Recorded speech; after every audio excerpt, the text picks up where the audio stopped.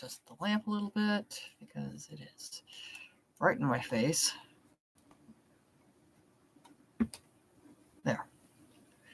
There, that's better. Light's a little more atmospheric now.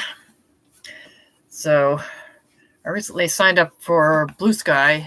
Well, maybe not recently, but within the last 2-3 months, I signed up on Bluesky as an alternative to Twitter, and I've had quite a bit of success on there. There's been quite a few people that started following me, and I found some nice folks to chat with about books there. And recently I hit 100 plus followers, so I promised I'd do something special for everybody when I hit 100 followers, and so I'm going to be reading a classic ghost story, one of my favorites out of this collection by the great the great anthologizer of spooky stories, Marvin Kaye, with these wonderful, eerie illustrations on the front cover by that master of the macabre illustration, Edward Gorey.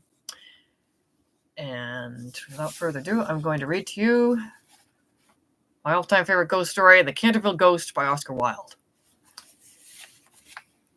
When Mr. Hiram B. Otis, the American minister, bought Canterville Chase, everyone told him he was doing a very foolish thing, as there was no doubt at all that the place was haunted. Indeed, Lord Canterville himself, who was a man of the most punctilious honor, had felt it his duty to mention the fact to Mr. Otis when they came to discuss terms. "We have not cared to live in the place ourselves," said Lord Canterville, "since my great aunt, the Dowager Duchess of Bolton, was frightened into a fit, from which she never really recovered, by 2 skeleton hands being placed on her shoulders as she was dressing for dinner.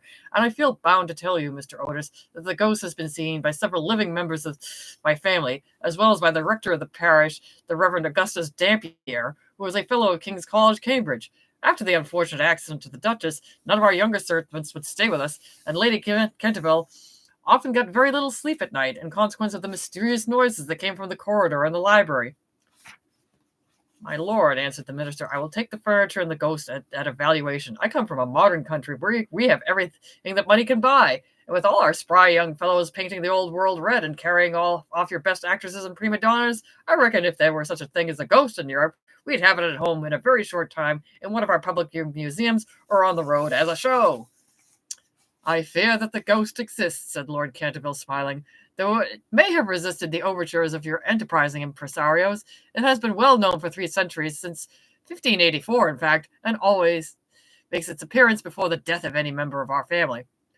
"Well, so does the family doctor, for that matter, Lord Canterville, but there is no such thing, sir, as a ghost, and I guess the laws of nature are not going to be suspended for the British aristocracy."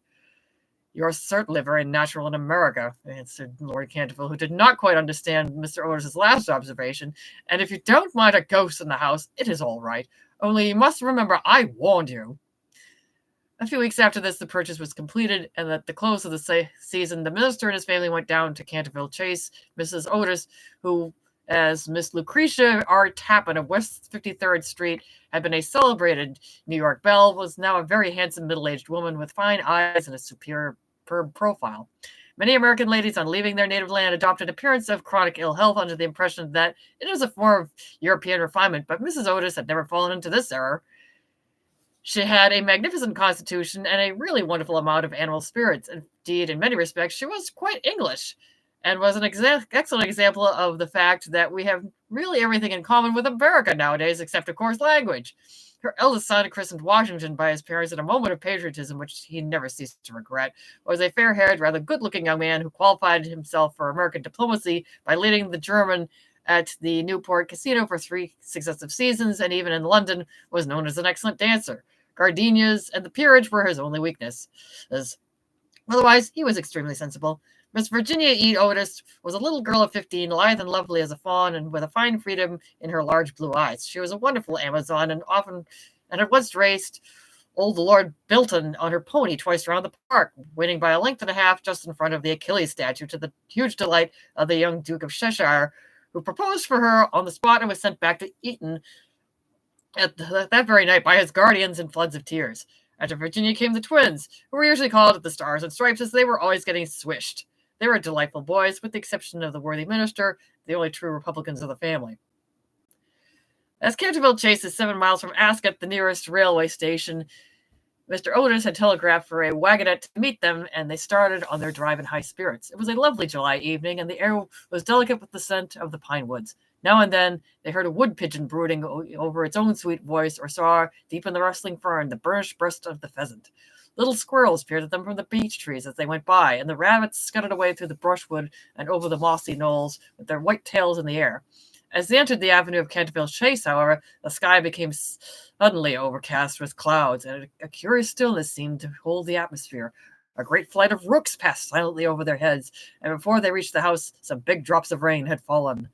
Standing on the steps to receive them was an old woman neatly dressed in black silk with a white cap and apron. This was Miss Umney, the housekeeper, whom Mrs. Otis, at Lady Canterville's earnest request, had consented to keep on in her former position. She made them each a low curtsy as they alighted, and said, in a quaint old-fashioned manner, "I bid you welcome to Canterville Chase."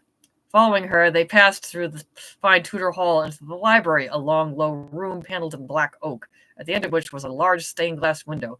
Here they found tea laid out for them. After taking off their wraps, they sat down and began to look round while Mrs. Umney waited on them.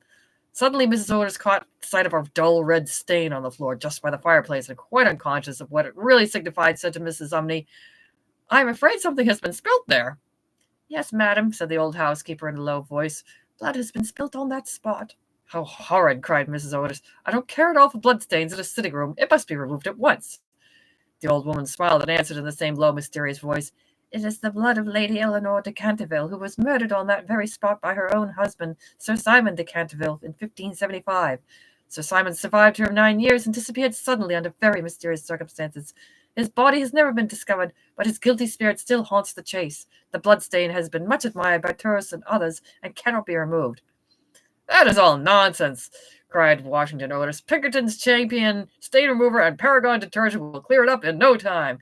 And before the terrified housekeeper could interfere, he had fallen upon his knees and was rapidly scouring the floor with a small stick of what looked like a black cosmetic. In a few moments, no trace of the bloodstain could be seen. "I knew Pinkerton would do it," he exclaimed triumphantly as he looked around at his admiring family, but no sooner had he said these words than a terrible flash of lightning lit up the somber room. A fitful peal of thunder made them all start to their feet, and Mrs. Umney fainted. "What a monstrous climate," said the American minister calmly as he lit a long cheroot. "I guess the old country is so overpopulated that they have not enough decent weather for everybody. I have always been of the opinion that emigration is the only thing for England." "My dear Hiram," cried Mrs. Otis, "what can we do with a woman who faints?" "Charge it to her like breakages," said the minister. "She won't faint after that." And in a few moments, Mrs. Umney certainly came to. There was no doubt, however, she was extremely upset, and she sternly warned Mr. Otis to beware of some trouble coming to the house. "I've seen things with my own eyes, sir," she said, "that would make any Christian's hair stand on end, and many a night I have not closed my eyes and sleep for the awful things that are done here." Mr. Otis, however, and his wife warmly assured the honest soul that they were not afraid of ghosts, and after invoking the blessings of Providence on her new master and mistress, and making arrangements for an increase of salary, the old housekeeper tottered off to her own room. Will I get a drink? This is a long one, so I will be moistening my throat and mouth quite often. The storm raged fiercely all that night, but nothing of particular note occurred. The next morning, however, when they came down to breakfast, they found the terrible stain of blood once again on the floor. "I don't think it can be the fault of the Paragon detergent," said Washington, "for I've tried it with everything. It must be the ghost." He accordingly rubbed out the stain a second time, but the second morning it appeared again. The third morning also it was there, though the library had been locked up at night by Mr. Otis himself and the key carried upstairs. The whole family were now quite interested. Mr. Otis began to suspect that he had been too dogmatic in his denial of the existence of ghosts. Mrs. Otis expressed her intention of joining the Psychical Society, and Washington prepared a long letter to the Messrs. Myers and Podmore on the subject of the permanence of sanguineous stains when connected with crime. That night, all doubts about the objective existence of phantasmata were removed forever. The day had been warm and sunny, and in the cool of the evening, the whole family went out for a drive. They did not return home till 9 o'clock, when they had a light supper. The conversation in no way turned upon ghosts, so there were not even those primary conditions of receptive expectation which so often precede the presentation of psychical phenomena. The subjects discussed, as I have since learned from Mr. Otis, were merely such as form the ordinary conversation of cultured Americans of the better class, such as the immense superiority of Miss Fanny Davenport over Sarah Bernhardt as an actress, the difficulty of obtaining green corn, buckwheat cakes, and hominy, even in the best of English houses, the importance of Boston in the development of the world soul, the advantages of the baggage check system in railway traffic, and the sweetness of the New York accent as compared to the London drawl. Yeah, this is a little dated. No mention at all was made of the supernatural, nor was Sir Simon de Canterville alluded to in any way. At 11 o'clock, the family retired, and by half past, all the lights were out. Some time after, Mr. Otis was awakened by a curious noise in the corridor outside his room. It sounded like the clank of metal, and seemed to be coming nearer at every moment. He got up at once, struck a match, and looked at the time. It was exactly 1 o'clock. He was quite calm and felt his pulse, which was not at all feverish. The strange noise still continued, and with it he heard distinctly the sound of footsteps. He put on his slippers, took a small oblong file out of his dressing case, and opened the door. Right in front of him he saw, in the wan moonlight, an old man of terrible aspect. His eyes were as red burning coals. Long gray hair fell over his shoulders in matted coils. His garments, which were of antique cut, were soiled and ragged, and from his wrists and ankles hung heavy manacles and rusty gyves. "My dear sir," said Mr. Otis, "I really must insist on your oiling those chains, and have brought you for that purpose a small bottle of the Tammany Rising Sun lubricator. It is said to be completely efficacious upon one application, and there are several testimonials to that effect on the wrapper from some of our most eminent native divines. I shall leave it here for you by the bedroom candles, and will be happy to supply you with more should you require it." With these words, the United States minister laid the bottle down on a marble table and, closing his door, retired to rest. This guy ain't afraid of no ghosts. For a moment, the Canterville ghost stood quite motionless in natural indignation. Then, dashing the bottle quite violently upon the polished floor, he fled down the corridor, uttering hollow groans and emitting a ghastly green light. Just, however, as he reached the top of the great oak staircase, a door was flung open, and two little white-robed figures appeared, and a large pillow whizzed past his head. There was evidently no time to be lost, so hastily adopting the fourth dimension of space as a means of escape, he vanished through the wainscoting, and the house became quite quiet. On reaching a small secret chamber in the left wing, he leaned up against a moonbeam to recover his breath, and began to try and realize his position. Never, in a brilliant and uninterrupted career of 300 years, had he been so grossly insulted. He thought of the Dowager Duchess, whom he had frightened into a fit as she stood before the glass in her lace and diamonds, of the 4 housemaids who had gone off into hysterics when he merely grinned at them through the curtains of one of the spare bedrooms, of the rector of the parish whose candle he had blown out as he was coming late one night from the library, and who had been under the care of Sir William Gull ever since, a perfect martyr to nervous disorders, that of old Madame de Chamoyac, who, having wakened up one morning early, had seen a skeleton seated in an armchair by the fire reading her diary, having been confined to her bed for 6 weeks with an attack of brain fever, and upon her recovery had become reconciled to the church and broken off her connections with that notorious skeptic Monsieur de Voltaire. He remembered the terrible night when the wicked Lord Canterville was found choking in his dressing room with the knave of diamonds halfway down his throat, and confessed, just before he died, that he had cheated Charles James Fox out of £50,000 at Crockford's by means of that very card, and swore that the ghost made him swallow it. All of his great achievements came back to him again, from the butler who shot himself in the pantry because he had seen a green hand tapping at the window pane, to the beautiful Lady Stutfield, who was always obliged to wear a black velvet band around her throat to hide the mark of 5 fingers burnt upon her white skin, and who drowned herself at last in the carp pond at the end of the King's Walk. With the enthusiastic egotism of the true artist, he went over his most celebrated performances and smiled bitterly to himself as he recalled to mind his last appearance as Red Reuben, or the Strangled Babe, his debut as Gaunt Gibeon, the bloodsucker of Bexley Moor, and the furor that he had excited one lovely June evening by merely playing 9-pins with his own bones on the lawn tennis ground. After all this, some wretched modern Americans were to come and offer him the Rising Sun lubricator and throw pillows at his head. It was quite unbearable. Besides, no ghost in history had ever been treated in this manner. Accordingly, he determined to have vengeance and remained till daylight in an attitude of deep thought. You see why I like this one?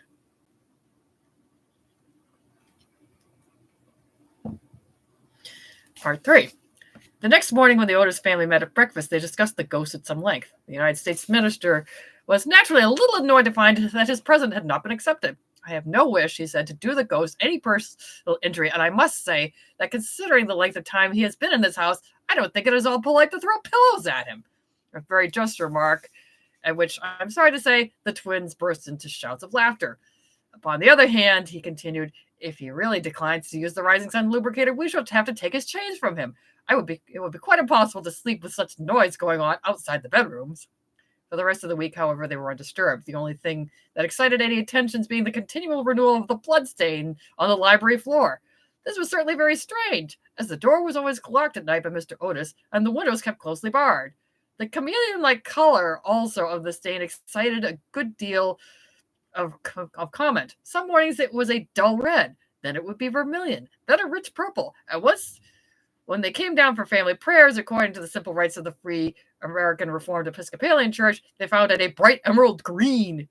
These kaleidoscopic changes naturally amused the party very much, and bets on the subject were freely made every evening. The only person who did not enter into the joke was little Virginia, who for some unexplained reason was always a good deal distressed at the sight of the bloodstain, and very nearly cried the morning it was emerald green. The second appearance of the ghost was on Sunday night. Shortly after they had gone to bed, they were suddenly alarmed by a fearful crash in the hall. Rushing downstairs, they found that a large suit of old armor had become detached from its stand and had fallen on the stone floor, while seated in a high-backed chair was the Canterville ghost, rubbing his knees with an expression of acute agony on his face. The twins, having brought their pea-shooters with him, at once discharged 2 pellets on him. With that accuracy of aim which can only be attained by long, careful practice on a writing master, while the United States minister covered him with his revolver. American, and called upon him in accordance with Californian etiquette to hold up his hands. The ghost started up with a wild shriek of rage. It swept through them like a mist, extinguishing Washington Otis's candle as he passed, and so leaving them all in total darkness. On reaching the top of the staircase, he recovered himself and determined to give his celebrated peal of demoniac laughter.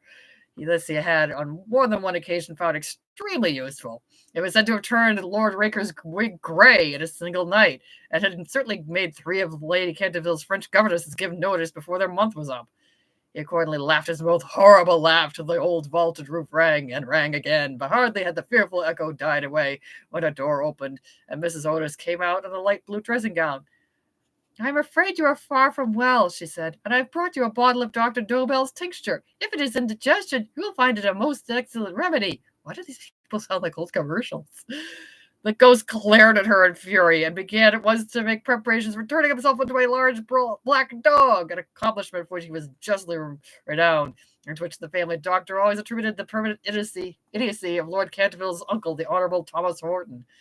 The sound of approaching footsteps, however, made him hesitate in his fell purpose, and so he contented himself with becoming faintly phosphorescent and vanished with a deep churchyard groan just as the twins had come up to him.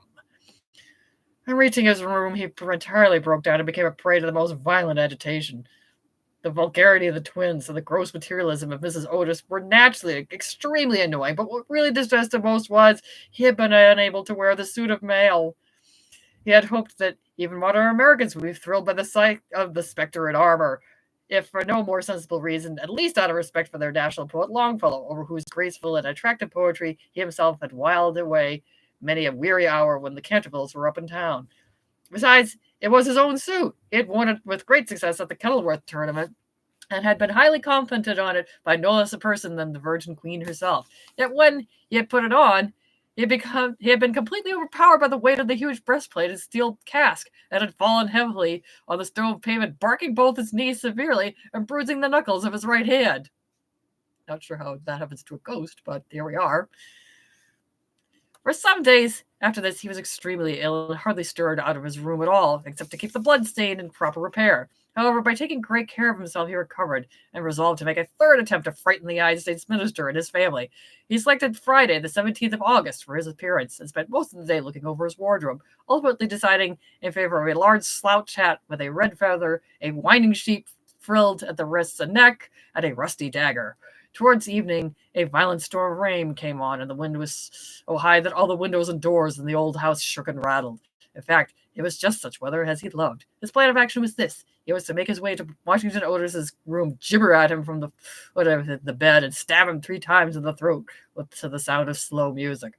He bore Washington a special grudge, being quite aware that it was he who was in the habit of removing the famous Canterville bloodstain by means of Pinkerton's Paragon detergent. Having reduced the feckless and foolhardy youth to a condition of abject terror, he was then to proceed to the room occupied by the United States minister and his wife, and there to place a clammy hand on Mrs. Otis's forehead, while he hissed into her trembling husband's ears the awful secrets of the charnel house. With regard to little Virginia, he had not quite made up his mind. She had never insulted him in any way, and was pretty and gentle. A few hollow groans from the wardrobe he thought would be more than sufficient, or if that failed to wake her, he might grapple at the counterpane with palsy-twitching fingers. As for the twins, he was quite determined to teach them a lesson. The first thing to be done, of course, was to sit upon their chests, so as to produce the stifling sensation of a nightmare. Then, as their beds were quite close to each other, to stand between them in the form of a green, icy-cold corpse, till they became paralyzed with fear, and finally to throw off the winding sheet, crawl around the room with white bleached bones and one rolling eyeball, and the character of Dumb Daniel or the Suicide Skeleton, a role in which he had on more than one occasion produced a great effect, and which he considered quite equal to his famous part of Martin the Maniac or the Masked Mystery. Old-timey theater names. At 10:30, he heard the family going to bed. For some time he was quite disturbed. He was disturbed by the wild shrieks of laughter from the twins, who, with the light-hearted gaiety of schoolboys, were quite evidently amusing themselves before they retired to rest.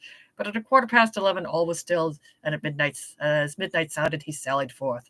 The owl beat against the window panes, the raven croaked from the old yew tree, and the wind wandered moaning round the house like a lost soul.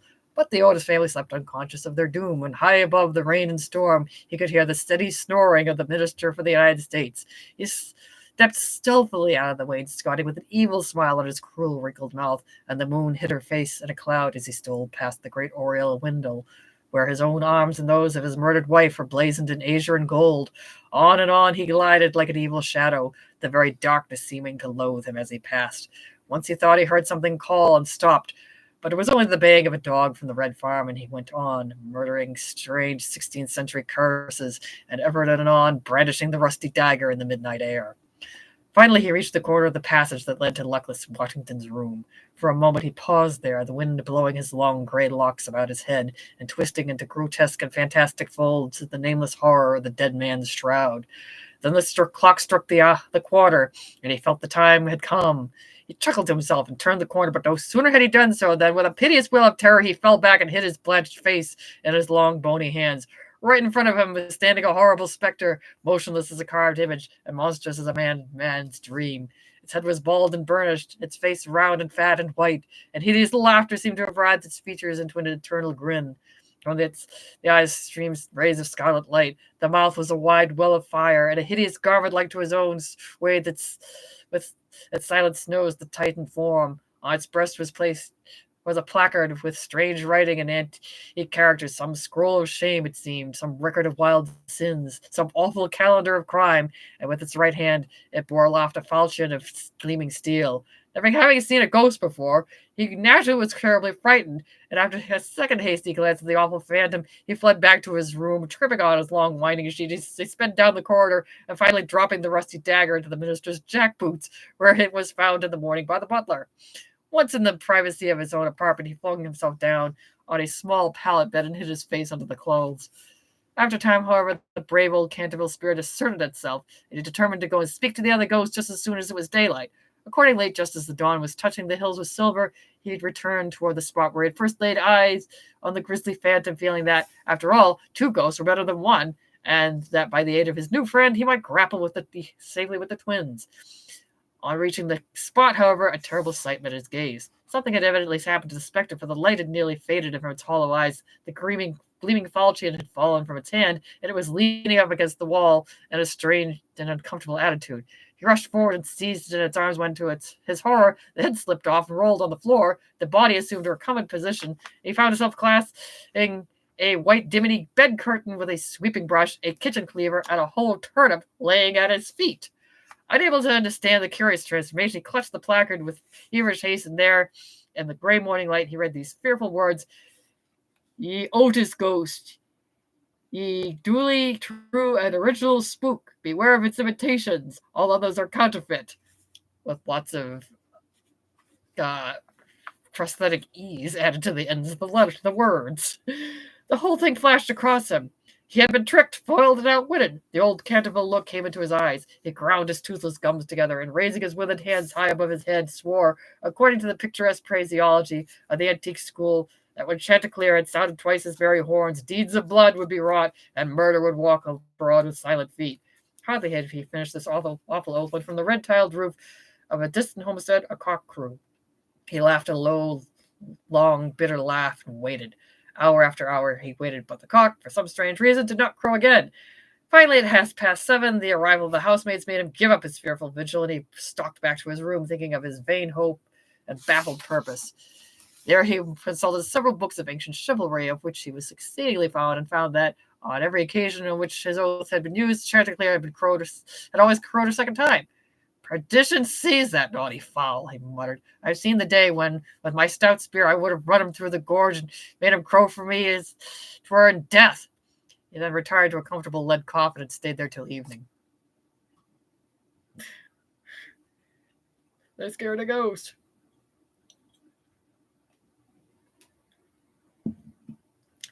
The next day, the ghost was very weak and tired. The terrible excitement of the last 4 weeks was starting to have its effect. His nerves were completely shattered, and he started at the slightest noise. For 5 days he kept to his room and at last made up his mind to give up the point of the stain on the library floor. If the Otis family did not want it, they clearly did not deserve it. They were evidently people on a low material plane of existence and quite incapable of appreciating the symbolic value of sensuous phenomena. The question of phantasmic apparitions and the development of astral bodies was, of course, quite a different matter and really not under his control. It was his solemn duty to appear in the corridor once a week and to gibber from the large oriel window on the first and third Wednesday of every month, and he did not see how he could honorably escape from his obligations. It is quite true that his life... Sorry, I lost my place. It is true that his life had been very evil, but upon the other hand, he was most conscientious in all things connected with the supernatural. For the next 3 Saturdays, accordingly, he traversed the corridor as usual between midnight and 3 o'clock, taking every possible precaution against being seen and heard. He removed his boots, trod as lightly as possible on the old worm-eaten boards, wore a large black velvet cloak, and was careful to use the rising sun lubricator for oiling his chains. I am bound to acknowledge that it was a good deal of difficulty that he brought himself to adopt the last mode of protection. However, one night while the family were at dinner, he slipped into Mr. Otis's bedroom and carried off the bottle. He felt a little humiliated at first, but afterwards was sensible enough to see that there was a great deal to be said for the invention, and to a certain degree it served his purpose. Still, in spite of everything, he was not left unmolested. Strings were being constantly stretched across the corridor, over which he tripped in the dark. And on one occasion, while dressed for the part of Black Isaac or the huntsman of Hogley Woods, he met with a severe fall through treading on a butter slide which the twins had constructed from the entrance of the tapestry chamber to the top of the oak staircase. This last insult so enraged him that he resolved to make one final effort to assert his dignity and social position, and determined to visit the insolent young Ettons the next night in his celebrated character of Reckless Rupert or the Headless Earl. Was this guy an actor when he was alive, or did he become an actor after his passing? Had he not appeared in this disguise more than 70 years, or he had not appeared in this disguise more than 70 years. In fact, not since he had so frightened pretty Lady Barbara Modish by means of it that she suddenly broke off her engagement with the present Lord Canterville's grandfather and ran away to Gretna Green with handsome Jack Castleton, declaring that nothing in the world would induce her to marry into a family that allowed such a horrible phantom to walk up and down the terrace at twilight. Poor Jack was afterwards shot in a duel by later Lord Canterville on Wandsworth Common, and Lady Barbara died of a broken heart at Tunbridge Wells before the year was out. So in every way, it had been a great success. It was, however, an extremely difficult make-up, if I may use the theatrical expression in connection with one of the great mysteries of the supernatural, or to employ a more scientific term, the higher natural world, and it took him fully 3 hours to make his preparation. At last, everything was ready, and he was very pleased with his appearance. The big leather riding boots that went with the dress were just a little too large for him, and he could only find one of the horse pistols, but on the whole he was quite satisfied, and at 1:15 he glided out of the wainscoting and crept down the corridor. On reaching the room occupied by the twins, which I should mention was called the Blue Bedchamber on account of its hangings, he found the door just ajar. Wishing to make an effective entrance, he flung it wide open when a heavy jug of water fell right down on him, wetting him to the skin, and just missing his left shoulder by a couple of inches. At the same moment, he heard stifled shrieks of laughter proceeding from the four-post bed. The shock to his nervous system was so great that he fled back to his room as hard as he could, and the next day he was laid up with a severe cold. How does a ghost catch a cold? The only thing that at all that consoled him in the whole affair was the fact that he had not brought his head with him, for had he done so, the consequences might have been very serious.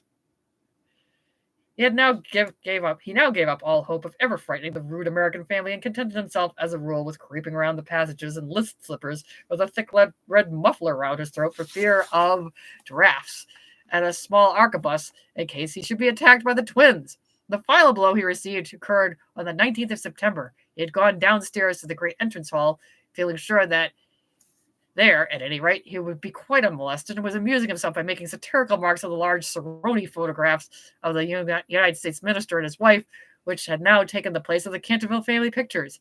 He was simply but neatly clad in a long shroud spotted with churchyard mold, had tied up his jaw with a strip of yellow linen, and carried a small lantern and a sexton's spade. In fact, he was dressed for the character of Jonas the Graveless, or the corpse snatcher of Chertsey Barn. One of his most remarkable impersonations, and one which the Cantervilles had every reason to remember, as it was the real origin of their quarrel with their neighbor, Lord Rufford. It was about 2:15 in the morning, and as far as he could ascertain, no one was stirring. As he was strolling towards the library, however, to see if there was any traces left of the bloodstain, that suddenly leaped out on him from a dark corner two figures who waved their arms wildly over their heads and shrieked out, "Boo!" in his ear. Seized with a panic under the circumstances was only natural, he rushed for the staircase, but found Washington Otis waiting for him there with the big garden syringe, and being thus hemmed in by his enemies on every side and driven almost to bay, he vanished into the great iron stove, which, fortunately for him, was not lit, and had to make his way home through the flues and chimneys, arriving at his own room in a terrible state of dirt, disorder, and despair. After this, he was not seen on any nocturnal expeditions. The twins lay in wait for him on several occasions and strewed the passages with nutshells every night, to the great annoyance of their parents and the servants, but it was to no avail. It was quite evident that his feelings were so wounded that he would not appear. Mr. Otis consequently resumed his great work on the history of the Democratic Party, on which he had been engaged for some years. Mrs. Otis organized a wonderful clam bake, which amazed the whole county. The boys took to lacrosse, euchre, and poker, and other American national games, and Virginia rode about the lanes on her pony, accompanied by the young Duke of Cheshire, who had come to spend the last weeks of his holidays at Canterville Chase. It was generally assumed that the ghost had gone away, and in fact Mr. Otis wrote a letter to that effect to Lord Canterville, who in reply expressed his great pleasure at the news and sent his best congratulations to the minister's worthy wife. The Otises, however, were deceived, for the ghost was still in the house, though now almost an invalid, was by no means ready to let the matter rest, particularly as he heard that among the guests was the young Duke of Cheshire, whose granduncle, Lord Francis Stilton, had once bet 100 guineas to Lord Colonel Carberry that he would play dice with the Canterville ghost, and was found the next morning lying on the floor of the card room in such a helpless paralytic state that, though he lived on to a great age, he was never able to say anything again but double sixes. The story was well known at the time, though, of course, out of respect for the feelings of the two nobles' families, every attempt was made to hush it up, and the full account of the circumstances connected with it will be found in the third volume of Lord Tattle's Recollections of the Prince Regent and His Friends. The ghost then was naturally very anxious to show that he had not lost his influence over the Stiltons, with whom, indeed, he was distantly connected, his own first cousin having been married on secundus notches to the Sieur de Bulkeley, from whom, as everyone knows, the Dukes of Cheshire are lineally descended. Accordingly, he made arrangements for appearing to Virginia's lover in his celebrated impersonation of the Vampire Monk or the Bloodless Benedictine, a performance so horrible that when old Lady Startup saw it, which she did on one fatal New Year's Eve in the year 1764, she went off into the most piercing shrieks, which culminated in violent apoplexy, and died in 3 days after disinheriting the Cantervilles, who were her nearest relations, and leaving all her money to her London apothecary. At that last moment, however, his terror of the twins prevented him from leaving his room, and the little Duke slept in peace under the great feathered canopy in the royal bedchamber, and dreamed of Virginia.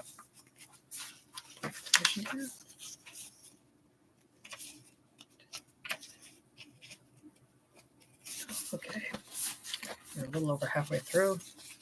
Might be getting a little more parched than I expected.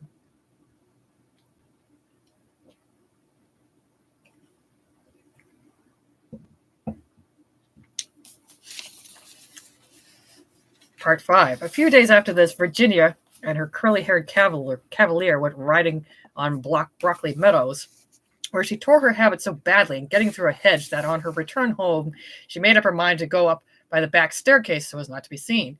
As she was running past the tapestry chamber, the door of which happened to be open, she fancied she saw someone inside, and thinking it was her mother's maid, who sometimes used to bring her work there, looked in to ask her to mend her habit. To her immense surprise, however, it was the Canterville ghost himself. He was sitting by the window, watching the ruined gold of the yellowing trees fly through the air and the red leaves dancing madly down the long avenue. His head was leaning on his hand, and his whole attitude was one of extreme depression. Indeed, so forlorn and so much out of repair did he look that little Virginia, whose first idea had been to run away and lock herself in a room, was filled with pity and determined to try and comfort him. So light was her footfall and so deep his melancholy that he was not aware of her presence until she spoke to him. "I am so sorry for you," she said, "but my brothers are going back to Eton tomorrow, and then if you behave yourself, no one will annoy you." "It is absurd asking me to behave myself," he answered, looking round in astonishment at the pretty little girl who had ventured to address him. "Quite absurd. I must rattle my chains and groan through keyholes and walk about at night. If that is what you mean, it is my only reason for existing." "It is no reason at all for existing, and you know you have been very wicked. Mrs. Umney told us the first day we arrived here that you killed your wife." "Well, I'll quite admit it," said the ghost petulantly, "but it was a purely family matter and concerned no one else." "It is very wrong to kill anyone," said Virginia, who at times had a sweet Puritan gravity caught from some old New England ancestor. "Oh, I hate the cheap severity of abstract ethics. My wife was very plain, never had my ruffs properly starched, knew nothing about cookery. Why, there was a buck I had shot in Hogley Woods, a magnificent pricket. Did you know how she sent it up at the table? However, it is no matter now, for it is all over, and I don't think it was very nice of her brothers to starve me to death, though I did kill her." "Starve you to death? Oh, Mr. Ghost, Sir Simon, are you hungry? I have a sandwich in my case. Would you like it?" "No, thank you. I never eat anything now. But it is very kind of you all the same, and you are much nicer than the rest of your horrid, rude, vulgar, dishonest family." "Stop!" cried Virginia, stamping her foot. "It is you who are rude and horrid and vulgar, and as for dishonesty, you know you stole the paints out of my box to try and furbish up that ridiculous bloodstain in the library. First you took all my reds, including the vermilion, and I couldn't do any more sunsets, and then you took the emerald green and the chrome yellow, and finally I had nothing left but indigo and white, so I could only do moonlight scenes, which are always very depressing to look at and not at all easy to paint. I never told on you, though I was very much annoyed, and it was most ridiculous, the whole thing. But whoever heard of emerald green blood?" "Well, really," said the ghost rather meekly, "what was I to do? It was a very difficult thing to get real blood nowadays, and as your brother began it all with his Paragon detergent, I certainly saw no reason why I should not have your paints. As for color, that is always a matter of taste. The Cantervilles have blue blood, for instance, the very bluest in England, but I know your Americans don't care for things of this kind." "You know nothing about it. The best thing you can do is to emigrate and improve your mind. My father will be only too happy to give you a free passage, and though there is a heavy duty on spirits of every kind, there will be no difficulty about the customs house, as the officers are all Democrats. Once in New York, you are sure to be a great success. I know lots of people who would give $100,000 to have a grandfather, and much more than that to have a family ghost." "I don't think I should like America.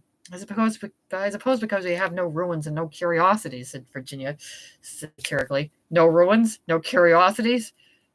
answered the ghost. "You have your navy and your manners. Good evening, and I will go and ask Papa to get the twins an extra week's holiday." "Please don't go, Miss Virginia," he cried. "I'm so lonely and so unhappy, and I really don't know what to do. I want to go to sleep, and I cannot." "That's quite absurd. You merely need to go to bed and blow out the candle. It is very difficult sometimes to keep awake, especially at church, but there is no difficulty at all about sleeping. Why, even babies know how to do that, and they are not very clever." "I have not slept for 300 years," he said sadly. And Virginia's beautiful blue eyes opened in wonder. "For 300 years I have not slept, and I am so tired." Virginia grew grave, and her lips trembled like rose leaves. She came towards him, and kneeling down by at his side, looked into his old withered face. Poor ghost," she murmured. "Have you no place where you can sleep?" Far beyond the pine woods, he answered in a low, dreamy voice, there is a little garden. There the grass grows long and deep, and there are great white stars of the hemlock flower. There the nightingale sings all night long. All night long he sleeps, and the cold crystal moon looks down, and the yew tree spreads out its giant arms over the sleeper. Virginia's eyes grew dim with tears, and she hid her face in her hands. You mean the Garden of Death? She whispered. Yes, death. Death must be so beautiful. To lie in the soft brown earth with the grasses waving above one's heads and listen to silence, to have no yesterday, no tomorrow, to forget time, to forget life, to be at peace. You can help me. You can open for me the portals of death's house, for love is always with you, and love is stronger than death is. Virginia trembled. A cold shudder ran through her, and for a few moments there was silence. She felt as if she were in a terrible dream. Then the ghost spoke again, and his voice sounded like the sighing of the wind. Have you ever read the old prophecy on the library window? Oh, often, cried the girl, looking up. I know it quite well.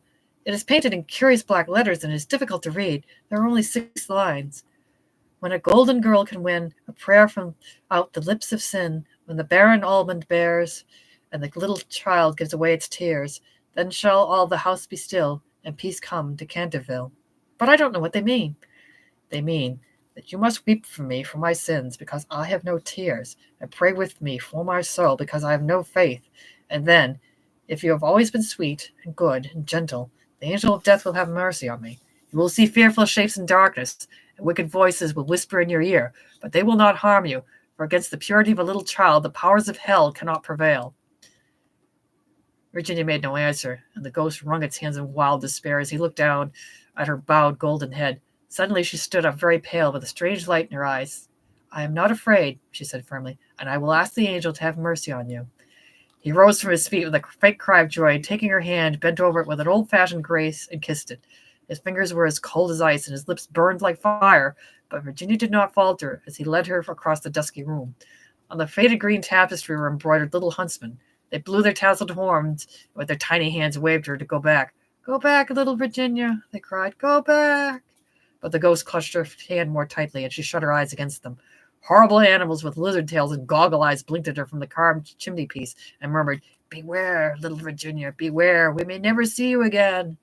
But the ghost glided on more swiftly, and Virginia did not listen. When they reached the end of the room, he stopped and muttered some words she could not understand. She opened her eyes and saw the wall slowly fading away like a mist, and a great black cavern in front of her. A bitter cold wind swept around them, and she felt something pulling on her dress. Quick, quick, cried the ghost, or it will be too late. And in a moment the wainscoting had closed behind them, and the tapestry chamber was empty.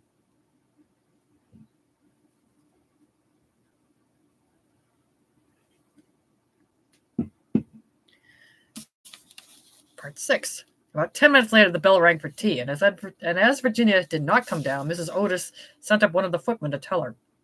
After a little while, he returned and said that he could not find Miss Virginia anywhere. As she was in the habit of going out to the garden every evening to get flowers for the dinner table, Mrs. Otis was not at all alarmed at first. But when 6 o'clock struck and Virginia did not appear, she became really agitated and sent the boys out to look for her, while she herself and Mr. Otis searched every room in the house. At 6:30, the boys came back and said they could find no trace of their sister anywhere. They were all now in the greatest state of excitement and did not know what to do when Mr. Otis suddenly remembered that some days before he had seen a band of Romani gypsies. He had given a band of Romani gypsies position to camp in the park. He accordingly at once set off for Blackfell Hollow, where he knew they were. Yeah, where he knew they were. Sorry. Tongue got caught in my mouth, accompanied by his eldest son and 2 of the farm servants. The Duke of Cheshire, who was perfectly frantic with anxiety, begged hard to be allowed to go too, but Mr. Otis would not allow him, and he was afraid there might be a scuffle. On arriving at the spot, however, he found that the travelers had gone, and it was evident from their departure that had been rather sudden, as the fire was still burning and some plates were laying on the grass. Having sent off Washington and the 2 men to scour the district, he ran home and dispatched telegrams to all the police inspectors in the county, telling them to look out for a little girl who had been kidnapped by tramps or travelers. He then ordered his horse to be brought round, and after insisting on his wife and 3 boys sitting down to dinner, rode off down the Ascot Road with a groom. He had hardly overgone a couple of miles when he heard someone galloping after him, and looking round saw the little Duke coming off on his pony, with his face very flushed and no hat. I'm awfully sorry, Mr. Otis, gasped out the boy, but I can't eat any dinner as long as Virginia is lost. Please, don't be angry with me. If you had let us be engaged last year, there would never have been all this trouble. You won't send me back, will you? I can't go. I won't go." The minister could not help smiling on the young scapegrace and was a good deal touched by his devotion to Virginia. So, leaning down from his horse, he patted him kindly on the shoulders and said, "Well, Cecil, if you won't go back, I suppose you must come with me, but I must get you a hat at Ascot." "Oh, bother my hat! I want Virginia!" cried the little Duke, laughing, and they galloped on to the railway station.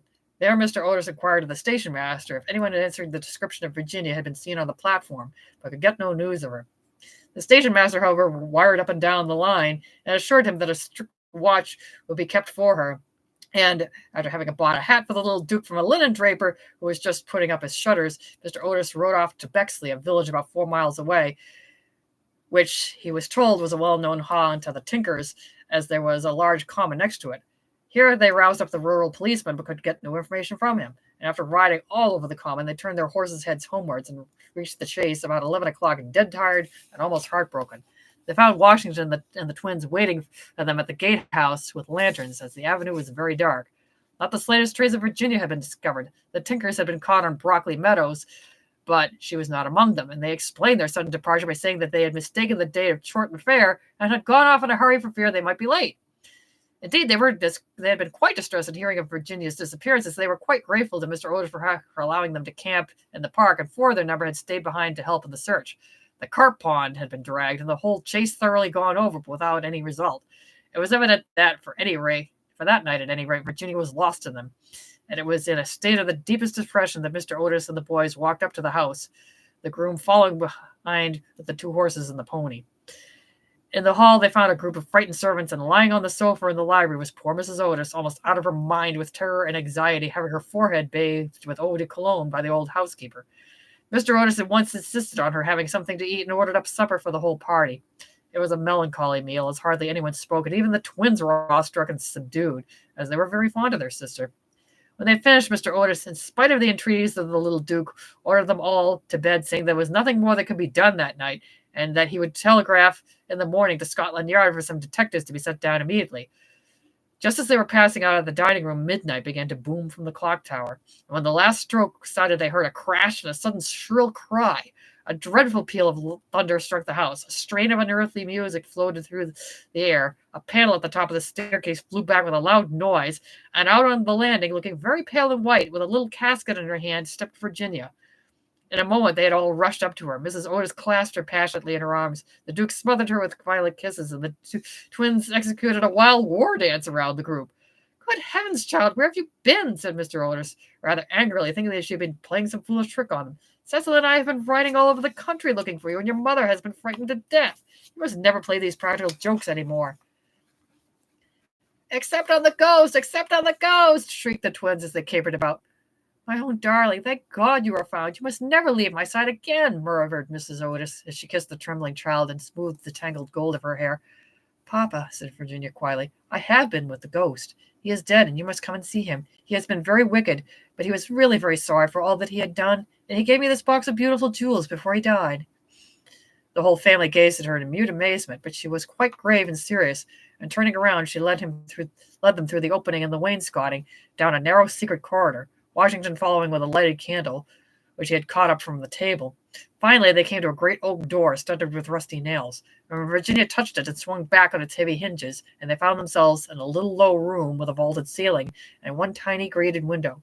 Embedded in the wall was a huge iron ring, and chained to it was a gaunt skeleton that was stretched out at full length on the stone floor, and seemed to be trying to grasp with its long, fleshless fingers an old-fashioned trencher and ewer that were placed just out of its reach. The jug had evidently once been filled with water, as it was covered inside with green mold. There was nothing on the trencher but a pile of dust. Virginia knelt down beside the skeleton and, folding her little hands together, began to pray silently, while the rest of the party looked on in wonder at the terrible tragedy whose secret was now disclosed to them. "Hello," exclaimed one of the twins, who had been looking out the window to try to discover what wing of the house the room was situated. "Hello, the old withered almond tree has blossomed. I can see the flowers quite plainly in the moonlight." "God has forgiven him," said Virginia gravely, as she rose to her feet, and a beautiful light seemed to illumine her face. "What an angel you are!" cried the young Duke, and he put his arm around her neck and kissed her.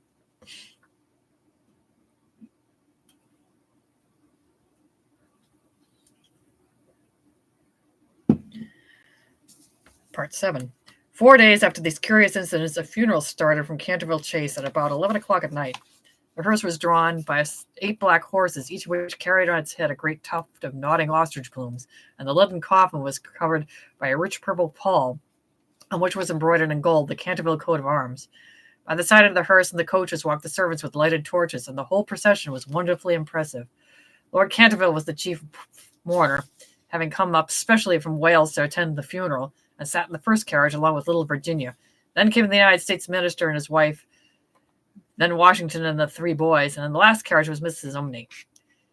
It was generally felt that, as she had been frightened by the ghost for more than 50 years of her life, she had a right to see the last of him. A deep grave had been dug in the corner of the churchyard, just under the old yew tree, and the service was read in the most impressive manner by the Reverend Augustus Dampier. When the ceremony was over, the servants, according to the old custom observed in the Canterville family, extinguished their torches, and as the coffin was being lowered into the grave, Virginia stepped forward and laid on it a large cross made of white and pink almond blossoms. As she did so, the moon came out from behind a cloud and flooded with its silent silver the little churchyard, and from a distant copse the nightingale began to sing. She thought of the ghost's descriptions of the garden of death. Her eyes became dim with tears, and she hardly spoke a word during the drive home. The next morning, before Lord Canterville went up to town, Mr. Otis had an interview with him on the subject of the jewels the ghost had given to Virginia. They were perfectly magnificent, especially a certain ruby necklace with an old Venetian setting, which was really a superb specimen of 16th century work, and their value so great that Mr. Otis felt considerable scruples about allowing his daughter to accept them. "My lord," he said, "I know that in this country Mort Main is held to apply to trinkets as well as to land. It is quite clear to me that these jewels are, or should be, heirlooms to you and your family. I must beg you accordingly to take them to London with you and to regard them simply as a portion of your property which has been restored to you under certain strange conditions. As for my daughter, she is merely a child and has, as yet, I am glad to say, but little interest in the appurtenances of idle luxury. I'm also informed by Mrs. Otis, who, I may say, is no mean authority upon art, having had the privilege of spending several winters in Boston when she was a girl. These gems are of great monetary worth, and if offered for sale would fetch a tall price. Under these circumstances, Lord Canterville, I feel sure that you would recognize how impossible it would be for me to allow them to remain in the possession of any member of my families, and indeed all such vain gauds, however suitable or necessary to the dignity of the British aristocracy, will be completely out of place among those who have been brought up on the severe and, I believe, immortal principles of republican simplicity. Perhaps I should mention that Virginia is very anxious that you should allow her to retain the box as a memento of your unfortunate but misguided ancestor. As it is extremely old and consequently a good deal out of repair, you may perhaps think it fit to comply with her request. For my own part, I confess, I am a good deal surprised to find a child of mine expressing sympathy with medievalism in any form, and can only account for it by the fact that Virginia was born in one of your London suburbs shortly after Mrs. Otis returned from a trip to Athens." Lord Canterville listened gravely to the worthy minister's speech, pulling his grey moustache now and then to hide an involuntary smile. And when Mr. Otis had ended, he shook him cordially by the hand and said, "My dear sir, your charming little daughter rendered my unlucky ancestor Sir Simon a very important service, and I and my family are much indebted to her for her marvelous courage and pluck. The jewels are certainly hers, and egad, I believe if I were heartless enough to take them from her, the wicked old fellow would be out of his grave in a fortnight, leading me the devil of a life. As for their being heirlooms, nothing is an heirloom that is not so mentioned in a will or legal document, and the existence of these jewels has been quite unknown. I assure you that I have no more claim on them than your butler, and when Miss Virginia grows up, I dare say she will be pleased to have pretty things to wear. Besides, you forget, Mr. Otis, that you took the furniture and the ghost at a valuation, and anything but that belonged to the ghost passed at once into your possession, as whatever activity Sir Simon may have shown in the corridor at night, in point of law, he was really dead, and you acquired his property by purchase." Mr. Otis was a good deal distressed at Lord Canterville's refusal and begged him to reconsider his decision, but the good-natured peer was quite firm, and finally induced the minister to allow his daughter to retain the present the ghost had given her, and when, in the spring of 1890, the young Duchess of Cheshire was presented at the Queen's first drawing-room on the occasion of her marriage, the jewels were the universal theme of admiration, for Virginia received the coronet, which is the reward of all good little American girls, and was married to her boy lover as soon as he came of age. They were both so charming, and they loved each other so much, everyone was delighted at the match, except the old Marchioness of Dumbleton, who tried to catch the Duke for one of his 7 unmarried daughters and had given no less than 3 expensive dinner parties for that purpose. And strange to say, Mr. Otis himself. Mr. Otis was extremely fond of the young Duke personally, but theoretically he objected to titles, and to use his own words, was not without apprehension lest, amid the enervating influences of a pleasure-loving aristocracy, the true principles of simplicity should be forgotten. His objections, however, were completely overruled, and I believe that when he walked up the aisle of St. George's, Hanover Square, with his daughter leaning on his arm, there was not a prouder man in the whole length and breadth of England. The Duke and Duchess, after the honeymoon was over, went down to Canterville Chase, and on the day after their arrival, they walked over in the afternoon to the lovely churchyard by the pine woods. There had been a great deal of difficulty at first about the inscription on Sir Simon's tombstone, but finally it had been decided to engrave on it simply the initials of the old gentleman's name and the verse from the library window. The Duchess had brought with her some lovely roses, which she strewed upon the grave. After they stood by it for some time, they strolled into the ruined chancel of the old abbey. There the Duchess sat down on a fallen pillar, while her husband lay at her feet, smoking a cigarette and looking up at her beautiful eyes. Suddenly he threw his cigarette away, took hold of her hand, and said to her, "Virginia, a wife should have no secrets from her husband." "Dear Cecil, I have no secrets from you." "Yes, you have," he answered, smiling. "For you have never told me what happened when you were locked up with the ghost." "I have never told anyone, Cecil," said Virginia gravely. "I know that, but you might tell me." "Please don't ask me, Cecil. I cannot tell you. Poor Sir Simon. I owe him a great deal. Yes, don't laugh, Cecil. I really do. He made me see what life is and what death signifies, and why love is stronger than death. Is stronger than both." The Duke rose and kissed his wife lovingly. "You could have your secret as long as I have your heart," he murmured. "You've always had that, Cecil, and you will tell our children some day, won't you?" Virginia blushed.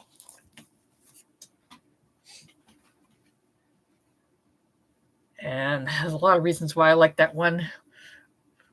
Obviously, Oscar Wilde, and I love his stuff, which is always so biting but so sincere. There's an odd tenderness in his work if you read it closely, as I have.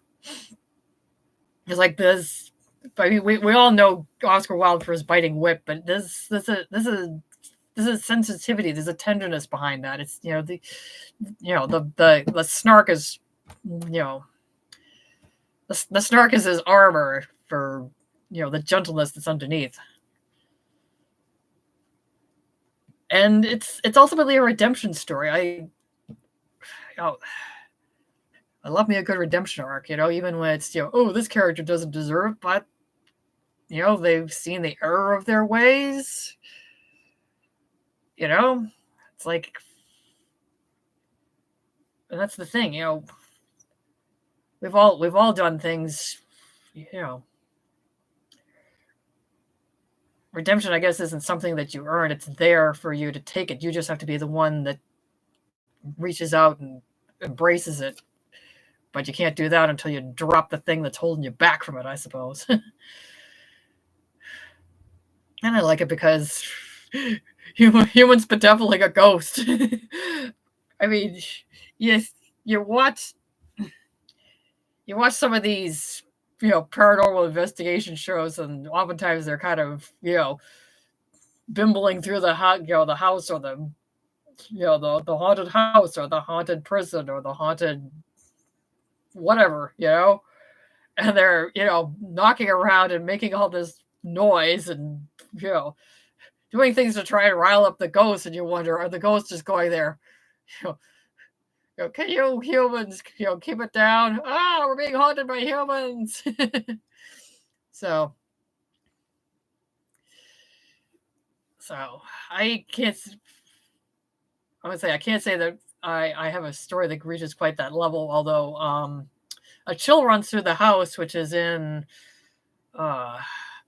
Ghost Stories for a Starry Night, I think is the title of it. I'll scare up the link to it and put it down in the doodly doo. But that was one collection of ghost stories that I wrote some time back. It was a comedic ghost story, and it did feature humans bedeviling ghosts. So I think that was probably like an unconscious, semi-unconscious, subconscious words. What are they? It was an influence on the Canterville Ghost was an influence on that one if nothing, if nothing for the comedy elements. Yeah, getting tired and words are getting difficult. So, but you can see that why that one's one of my favorites. It's it's just plain fun, and it has a good ending. It has a happy ending for everybody, including the ghost. So I think I'm gonna leave that there, and I won't keep you folks awake any longer. So keep you awake now that I now that I woke you up with a spooky story. Woo! But anyway, hope you all enjoyed hearing that one as much as I enjoyed reading it. And without further ado, I'm RC Mulhair, and you folks keep it spooky and have a good night.